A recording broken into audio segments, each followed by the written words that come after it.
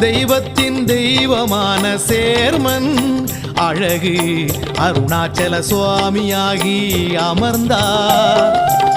தேடி வரும் பக்தருக்கு அருள் தரவே, தேடி வரும் பக்தருக்கு அருள் தரவே உயர் தெய்வமாக ஏரலூரில் கோயில் கொண்டார். உயர் தெய்வமாக ஏரலூரில் கோயில் கொண்டார். மயங்காதே மயங்காதே மனிதா, உந்தன் மயக்கம் தீர வழி உண்டு மனிதா. மயங்காதே மயங்காதே மனிதா, உந்தன் மயக்கம் தீர வழி உண்டு மனிதா.